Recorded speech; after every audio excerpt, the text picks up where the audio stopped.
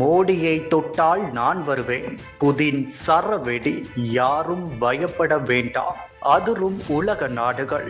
ரஷ்ய அதிபர் Vladimir Putin India வருகையின் போது இந்தியா டுடேக்கு வழங்கிய பிரத்யேக நேர்காணலில் இந்தியா ரஷ்யா உறவுகள், இந்தியாவின் உலகளாவிய உயர்வு, பிரதமர் நரேந்திர மோடியின் தலைமை திறன் மற்றும் தற்பொழுதைய புவிசார் அரசியல் சூழ்நிலை குறித்து விரிவாக பேசியுள்ளார்.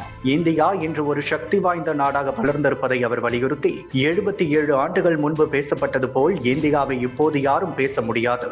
இந்தியா ஒரு ஆங்கிலேய காலனி அல்ல, ஒரு உலக சக்தி என்று தெரிவித்துள்ளார்.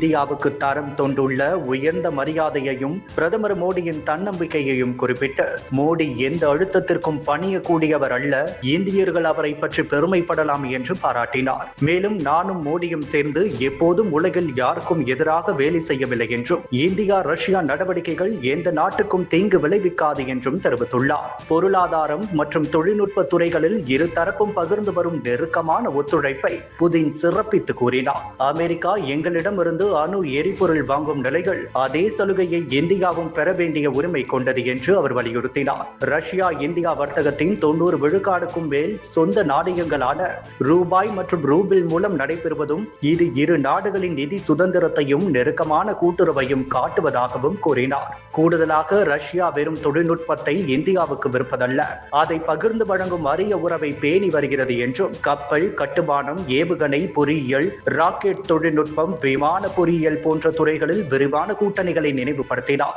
உலக அரசியல், பாதுகாப்பு, நிலவியல் மாற்றங்கள் குறித்து பேசும்போது, நாங்கள் எங்கள் சட்டப்பூர்வ நலன்களை பாதுகாக்க முயல்கிறோம், அதேபோல் இந்தியாவும் தன்னுடைய நலன்களை பாதுகாக்கிறது என்று புதின் கூறினார். ஆப்கானிஸ்தானில் தாலிபான் நிலைமையை கட்டுப்படுத்தி வருகின்றன என்பதை உலகம் ஏற்றுக்கொள்ள வேண்டியது அவசியம் என்றும், தற்பொழுதைய ஆப்கான் அரசு பயங்கரவாதத்துக்கு எதிராக நடவடிக்கை எடுத்து வருவதாகவும் தெரிவித்துள்ளார். ரஷ்யா சோவியத் யூனியனை மீள உருவாக்கும் எண்ணம் இல்லை எனவும், அது தேவையற்ற யோசனை என்றும் அவர் விளக்கினார்.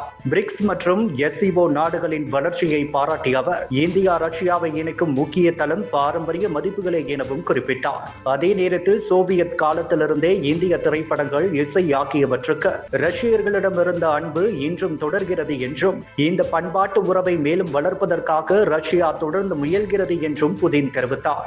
இந்திய கலாச்சாரத்தின் மீதான ஆர்வம் இப்போது மீண்டும் அதிகரித்துள்ளது. இது குறையாமல் இருக்க தேவையான அனைத்தையும் செய்வோம் என்றும் அவர் உறுதியளித்தார்.